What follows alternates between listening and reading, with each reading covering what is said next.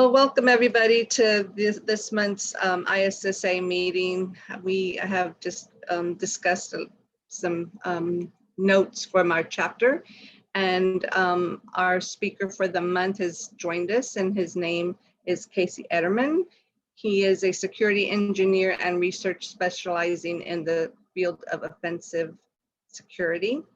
Casey loves to teach. He can usually be found speaking at conferences, writing blog posts, or creating video courses educating others on topics in offensive security. So Casey, I know you wanted to present, so if Marissa can grant you that access. Yep, he should be good to go. Looks like it. So let me make sure I got it. Thank you, Casey. Sorry to interrupt your your work there. No, it's my bad entirely. All right, can everybody see my screen okay? We can. Yes. Awesome. Let's go into presentation mode here. I'll minimize that. All right, so as long as everybody can see everything okay and hear me okay, we'll get started. So this little presentation is going to be around the topic of password spraying, but specifically targeting Office 365. So for the last year or so, a lot of the penetration testers on my team with me, one of the #1 ways we get in externally is through password spraying, which is fairly common in the industry. If you have users with weak passwords and you have publicly exposed corporate admin portals of any kind, that's always a potential attack surface for attackers targeting your company. But with the big switch to the cloud and everybody moving to Office 365 for email and office services, it's actually created a big kind of target that makes it even easier, especially as a lot of these companies use not just pure Office 365, but typically have some kind of hybrid Active Directory arrangement or something of the sort, but it's usually always publicly exposed and not only offers a medium to spray for potential credentials, but also enumerate users and stuff for the organization. So that's what we're going to be talking about and going through a couple of the different techniques and things that we observe as attackers and what we go after and what different tools we use and how you can kind of catch that, or in some cases where Microsoft doesn't provide a mitigation, how you could mitigate it. So let's dive on in. All right, so we'll start off by going over what is password spraying in general. So if you're not familiar with password spraying, it's similar to brute forcing. So with brute forcing, typically an attacker is trying one username and then several passwords. So maybe they'll try, like I have an example here, jdo1234, then iterate 1235, 1236, maybe then try a password 123, just all the different kind of combinations of the passwords for a particular user. Brute force attacks are typically pretty easily mitigated by account lockouts and thresholds, because once you've tried multiple passwords against one user account, it's pretty obvious that that volume of authentication attempts is being targeted against this one account, and you can alert on that pretty easily. With password spraying, though, it gets a little bit tougher because the difference is you're changing out usernames. So maybe I want to try the password spring 2021 across a whole list of potential common usernames. So if I find out a company has a username scheme of first name or first initial last name, I can try that and then hit them all with spring 2021 and then wait an hour or 2 hours or however long, and I can consistently spray throughout the week. And while you can detect maybe a large volumes of back-to-back attempts, or maybe check out those time frames, it becomes a lot more obfuscated, and there's a lot more ways attackers can time things out. Like instead of doing a bulk spray of 200 users every hour, I can do one user every 30 minutes or an hour, and it would look just kind of like benign authentication traffic. So this has become a really powerful and useful technique for catching those low-hanging fruit passwords. Now, obviously, if you have a really strong password, it's going to be really hard for any attacker to brute force or spray for that credential. But what we're looking for usually isn't those strong passwords. We're looking for that spring 2021 or that password 123 that maybe your credential policy would allow for. So this usually helps us avoid those account lockouts and captures more volume of those common credentials. So if I do spray 200 users with Spring 2021 versus brute forcing them that way, and say out of those 200 users, 50 of them use that password. Well, now I have 50 credentials rather than spending hours and hours trying to just get one. So it helps with volume with those weaker credentials as well. So it's kind of just a general overview of password spring as it is. And when it incorporates into the Office 365 is where it gets interesting, because we can really finely tune these particular password spring attacks. And there's a lot of options out there. So we'll start off with how we do that, and that's through user enumeration. So when it comes to Office 365, there are 4 ways to do user enumeration. There is the CAS authentication timing attack vulnerability. And what that does is essentially there is a OWA auto discover endpoint that exists that can accept basic authentication requests. And in these basic authentication requests, when you send the auth, it will respond more quickly with a 401 if the user exists versus if the user does not exist. So what this looks like is even if the credentials are wrong, if the credentials are correct, it'll respond immediately with a 200 response code. But if they are invalid, it would respond in say 200 milliseconds versus if they're, if it's valid, it will respond in around 200 milliseconds, where if it's invalid, it could take up to 2000 milliseconds to respond. So the time differential there is so large that it makes it really easy to filter out valid users versus invalid users. Another way to enumerate is using ActiveSync, AutoDiscover, Office.com, using something like Office 365 enum, which works a little bit different than timing attack in that Microsoft actually, especially with Office.com, literally just returns, hey, this user exists, or hey, it doesn't. It tells you in the response. So that's usually how we get started. We enum first with just a large potential list of usernames, and we get this set of usernames from the from usually scraping LinkedIn for company data and looking at metadata from documents that's posted on the internet. Because usually if you post a Word document, say it's something you wrote at work in Word and it's tied to your AD account at work, when you save that document, a lot of times in the metadata, it'll tell me what your internal AD username is. And so now I can know if your company's doing first name dot last name, first initial last name, maybe first name last initial, whatever the kind of schema you're going with is, that helps us locate that. And then I can just use a list of the top 1,000 first and surnames that are out there. And I can even switch it up language wise if your company's more located in a place that speaks Spanish or French or anything like that. I can go with those user lists too. And the reason we do that is because we need something to actually spray. We could just spray with an arbitrary number of usernames, but or format of usernames, but doing this lets us wind it down to a targeted attack where we know that, hey, these users exist and are part of this organization. We know that for a fact, so we can really narrow down not only the time it takes, but the accuracy of the attack itself. So now I kind of want to go over what each of these kind of does a little bit more in depth. So I went over the CAS timing attack a little bit already, but there are some kind of pros and cons to each one that I haven't touched on. So for the CAS authentication timing attack, we measure those response times like I had mentioned. And what's cool about this attack is it also doubles as not just a user enumeration, but a password spraying attack. So the kind of basic walkthrough you want to go through to conduct this attack is first identify what the internal domain name is. And there's a lot of ways to do that.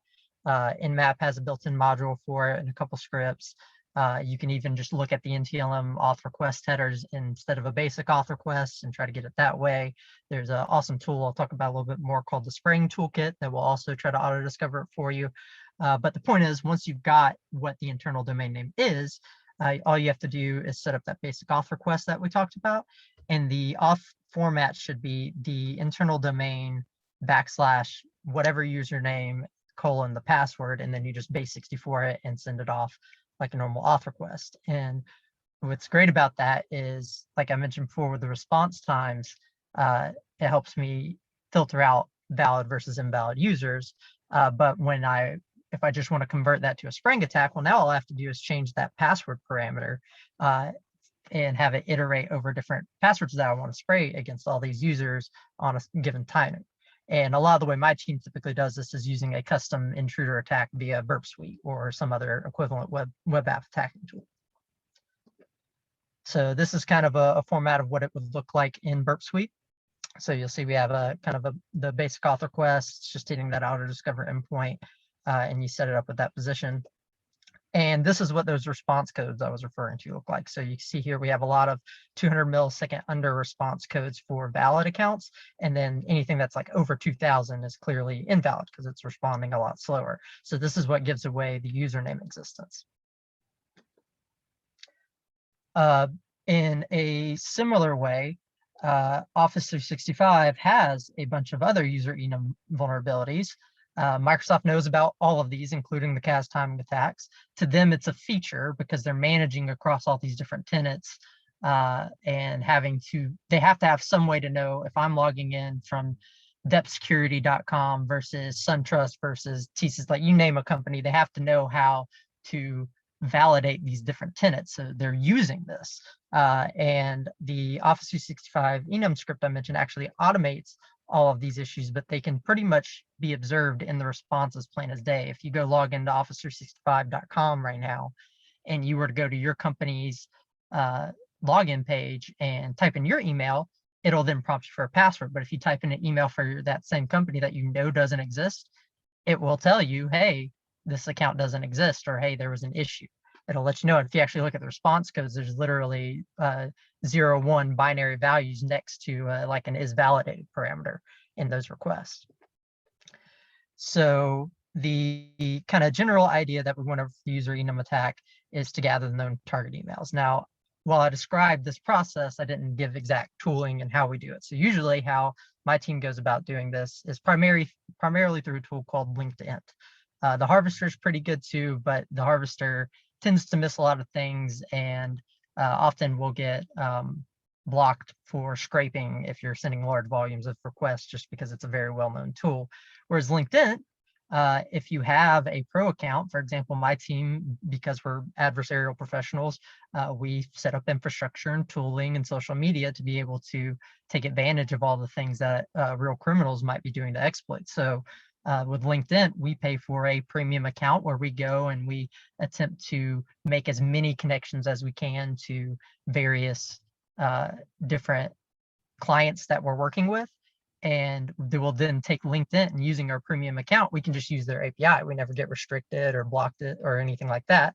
And we can pull down companies scoped to the actual, and that the caveat here is an employee on LinkedIn has to be publicly announcing that they work for your organization. But as long as they're officially announcing that and tied to your organization's page, we can filter by just your organization and pull down a large list of users that we know are likely to exist and work for your company, and use that to start filtering things out. Normally I would have a demo here, but it's really that straightforward of going to office.com. Was that what I described before? But for the sake of time, we'll skip over that. But if you want to try it, just go to office.com, type an email you know exists, and see the response. And if you know of an email that definitely shouldn't exist, you can type that in and see that it won't prompt you for a password. And that's really as simple as it is. That's the most bare bones version of user enumeration that you can do against Office 365. It's really that easy. Now, there are a couple of pros and cons. With the CAS authentication, the pros are that you are enumerating internal users. So these are users that would actually be logging into desktops and the environments. If I were to get one of your credentials this way, if I'm able to pivot internally to your network somehow, I now have a way to log into a desktop or an SMB share or anything like that. These are internal Active Directory credentials.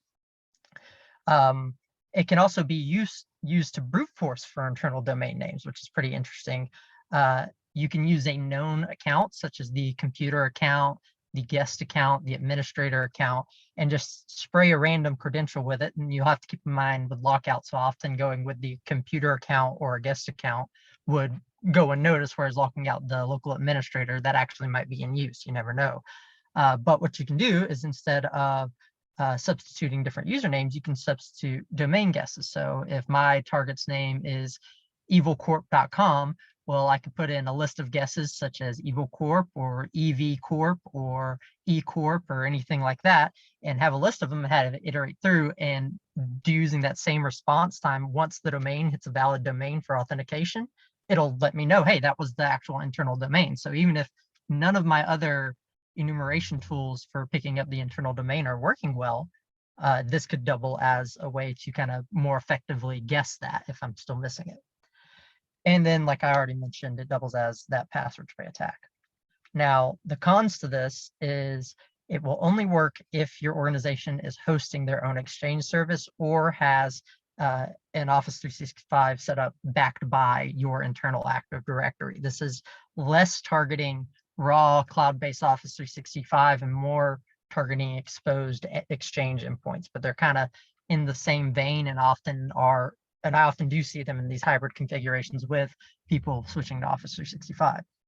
The other con is, of course, this uses a password attempt. So if you're enumerating users first, you have to keep in mind before you start spraying that you have used one attempt already. So you may have to wait an hour or two before you can begin your actual password spraying attack. When it comes to using the active sync endpoints, this also doubles as a password spray attack, which is great. So you can enumerate users and use this endpoint to do password spraying. But it only works if the active sync endpoint is exposed, which I see a lot less of as compared to AutoDiscover. And it also uses a password attempt. So it's fairly similar to the AutoDiscover, but I do see it a lot less. Something to keep in mind, because this is something that you can probably just not expose to the internet and have one vector removed entirely. The AutoDiscover endpoint, this one's different from the CAS authentication. So they both are using the same endpoint, but it works a little differently. So this one does not require a password attempt. And the con here is that it only works if the endpoint is exposed and you're not using that hybrid AD. So this is no longer, this is purely removed from Office 365. If your organization is still using just an on-prem Exchange service and it's exposed to the internet, so employees can access email internally, you would be impacted by this. And this would allow us to enumerate users and not use any password attempts. So once we gather that targeted list, we're able to start spraying right away with this endpoint.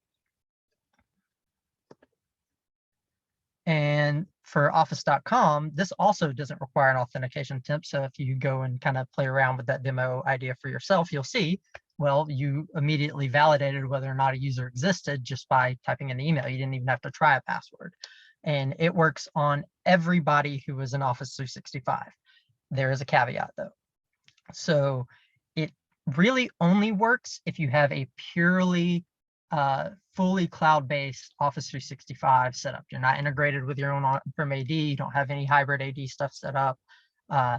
That's when it works best. You can still do it even if it's hybrid or has some weird configuration. But what happens when you have it integrated across platforms like that is the response codes change a little bit. And so what the tools that are enumerating are looking for aren't the same as if it was just a plain Office 365. So you end up getting a lot of false positives. You can work around this by manually doing it, but the reality is, as an attacker, if I'm trying to whittle down 2,000 users, there's no way I'm going to be able to manually do that reliably, even though the response codes checking it manually, regardless if it's hybrid or not, are still very clear, still give it away. Automating it becomes a little bit trickier because they change. So that's kind of the pros and cons of the Office, but in theory, everybody is affected by it, especially if you don't have that hybrid setup. All right, so getting into password spraying. So the ideal method to me is using a tool called the Spraying Toolkit. It's an open source tool. It does so much more than just spraying. It can help you format your user list to meet a potential, like the first name, last name format if you don't already have it. It can also help scrape the web for potential emails to target, so it can kind of take out some of that heavy work for you. I rarely use this just because I have such consistent success going and doing my recon with LinkedIn and other mediums manually, but it has it and it's nice and it works pretty well. It also has built-in spray timers for intervals, so you prevent lockouts and don't get yourself caught as an attacker. And you can spray more than just Office. You can spray link endpoints and IMAP endpoints as well, and it does it all with the same level of verbosity and accuracy that it does for everything else. So it's really powerful, makes spraying really easy, and it's what I use a lot of time on engagements. The less ideal method, though, is using something like Zap or Burp Sweep, like I mentioned before. You can do this with any of these attacks. You don't have to use a fancy tool like the spraying toolkit. All of these are just web requests. You can totally automate it manually with something like Intruder, and it gets the job done. And I typically use this when I'm already taking advantage of the CAS authentication method, just because I had to set up my attack in Burp Suite already, and it's already ready to spray. So I typically just continue to use Intruder for that type of attack. But you can do both of these either way, but the spraying toolkit is such a valuable tool. And for you defenders out there, if you want to go out and spray with and play with spraying toolkit and see what kind of requests it's sending out and see if you can identify any headers, that might be a good defense in depth approach to preventing this tool specifically, because it is a fairly popular tool for these kind of attacks. All right, so here's how we kind of go about fixing them. And I'm going to touch on a little external thing once we get to the second bullet here. But the number one way is probably just enable MFA. Yes, we can still get a password, especially for those internal accounts. It still provides value, but this will buy you a lot of time if they're not already inside. If I'm an external attacker coming in from your network and you don't have any other endpoints exposed that would let me authenticate with a credential like a VPN or something like that, or you do, and they have MFA, as long as your users are all enrolled in MFA, it doesn't ultimately matter if I got that password initially. If I can't get into your network, I can't log in and steal the MFA token if they're registered. It will buy you a lot of time to help remediate these accounts, because you'll be able to see, hey, this account got compromised. There's a successful authentication, but no MFA auth. Maybe this account's been popped, and now you have time to reset the password. So even if I did get into the network, if you reset the password in time, now that credential I got is totally useless for me. You burned me out and protected your network successfully. Strong password policies, that's also, between these two, you're pretty much covered from most spraying attacks, because if we can't guess the credential, well, we can't get in. If you have strong passwords, you've removed that kind of weakness from your environment. And that's always easier said than done, because even if you have like a 12-character minimum or 16-character minimum, there's always data breaches coming out. There's always more guessable, like keyboard walk passphrases that people will try to use to protect themselves, yet be able to memorize what their keystrokes are. So there's still, even with longer passwords, potential caveats. But if I, as an external attacker, don't know your policy and you've got a strong password policy, it's going to be very unlikely that I'm going to get in, because like I mentioned at the very beginning, this is to capture those low-hanging fruit credentials. It's password 123s, there's spring 2021s, there's my company 123s, welcome one, anything like that, which if I'm saying your password right now, that should give you an idea that you should probably go change it. On any endpoints you control, though, being able to implement some kind of firewall or WAF rule to detect password spraying attacks is also going to go a long way. Because like I said, Microsoft isn't going to fix these enumeration issues, and it's often easy to detect traffic from an external source that's authenticating for internal users. If you notice that, through a normal workday in your AD environment, people are authenticating from a system inside your network to another system inside your network. That should be fairly normal. But if I'm coming from a VPN out of the UK and authenticating to your Exchange server and then to an AD and into internal AD box, that seems kind of probably off. And there's a lot of data and metadata you can work with through these requests to implement. And this is usually the only thing we're able to recommend to our clients when it comes to the CAS timing attack issues specifically, because it's usually an on-prem related issue, and it's definitely something that's not being patched as compared to all of the other Office 365 hosted issues. They could potentially be changed in the future as Microsoft evolves their practices. Right now, none of these issues will be addressed in the same way anytime soon, just because of differences in risk acceptance on Microsoft's side, and that's totally normal, but just something to be aware of, because a lot of organizations aren't aware that these attack vectors even exist, and that attackers are actually abusing them and getting into internal networks from here. Because you may not think about your email or your Office documents as an avenue into your internal network at first, but when I tell you that me being able to access your email and search through your inbox for maybe that time when you were first onboarding to set up your VPN credentials, or maybe you're keeping a OneNote document with a couple passwords in it. That's what I'm going to use to get on the VPN and get on the network. And more often than not, we're able to find those kind of things. It just takes finding the right user, sometimes a little bit of luck, but that's how it happens. So I said I wanted to touch on one little tool. So this is kind of new since I've last done this talk, but this is actually a tool that I've written, and it's called SprayGen. It's gone through a couple iterations now. My team has been contributing to it pretty heavily. If any of you are a fan of the show Mr. Robot, you'll get this reference. But essentially in Mr. Robot, Elliot has this tool where he pulls down different data about his targets that he's looking for. Maybe he learns their cat's name, their birthday, their favorite sports team, where they work, their anniversary day, their girlfriend's name, any of these kind of personally identifiable facts. And he throws them into a tool that generates all possible combinations, likely possible combinations of their password pretty quickly. Well, that's exactly what SprayGen does, only it comes with a couple of pre-baked goodies. So common things such as your months, your seasons, your sports teams, sports scores, password variants, and we've recently added quite a few more common credentials that we see out in the environment or out in the real world. And more so than that, it can also, if you're familiar with the tool Crunch, it's Crunch on steroids, and it's a lot faster. So it even has iterative key space where you can choose, oh, I want to generate every single possible combination in the 6-character key space or the 8-character key space. And it's a lot faster than using Crunch, albeit still in Python. Doesn't matter how much multi-threading you do. If you're trying to generate every possible 10-character password, it's going to take a long time. So there's some documentation and usage examples to get the most out of this. But this exists along with a couple other tools that are coming out to enhance the capabilities of password spraying across these different Office 365 platforms. So that's something to be aware of. It's becoming easier and easier for us as attackers to not only do these attacks, but set up for them as well. It's already really easy for us to gather usernames. SprayGen makes it easy to make targeted password lists to spray with. And when these new other tools get out of beta for these password spraying that are similar to the spraying toolkit, it just opens up a lot more efficiency for attackers. It doesn't really change anything about the landscape. We're still doing all the same types of things, but it definitely makes it a lot more convenient, so to speak. So let me see if I can get back to my slides here.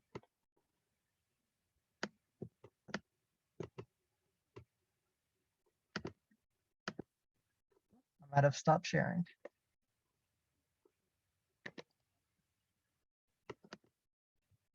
That's embarrassing.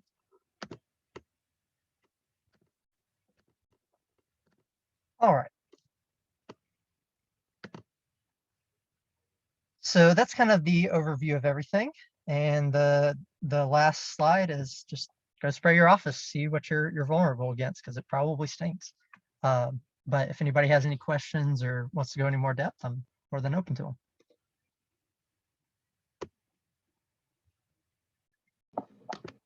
Quite interesting. Now I'm thinking about all the passwords that I have and what I need to change. Hey, Casey, not everyone on the line is a professional pen tester. Any safety recommendations before using the tool? So when it comes to spraying in general, so like any spraying tools, make sure that you know for a fact what the lockout policy is. So you're not always going to, right? So what we normally do from a professional standpoint is, because we are interfacing with the client and we want to provide them with as less intrusive of a service as we possibly can. Like if it's avoidable to take something down, we want to avoid it. We're not an actual criminal. That's not our goal. We just want to find the way in. Unless, of course, their goal is to try to denial service. That's a side tangent, but essentially what we typically do is ask them for their password lockout policy. We don't need their password policy. We don't need to, the cheat codes to know how long your password is or how often you rotate them, but we do need to know what the threshold are. How many attempts are you allowing? What's the reset timer? What's the kind of lockout timer and things like that? And more often than not, clients will send that over to us so we can fine tune our attacks to that organization. So if you're kind of on the defensive side or just getting into this, you'll want to look up what your lockout policy is before you conduct these attacks, so that way you don't interrupt any services. The side note there, sometimes clients won't give it to you. They want you to kind of roll with it and see what happens blind. And in those cases, you still want to be careful, because as an attacker, you don't want to be detected, right? So we normally default to around an hour or an hour and a half, or if we know it's a really mature client, maybe we'll bump it up to 2 hours, but we'll set our threshold to something that's reasonably not likely to accidentally lock anybody out, because that's the whole point of a spray, is to not lock anyone out. So that would be my recommendation going into using any spraying tools, is make sure you pay attention to that threshold, because that's what's going to make people upset if you get it wrong. Thank you.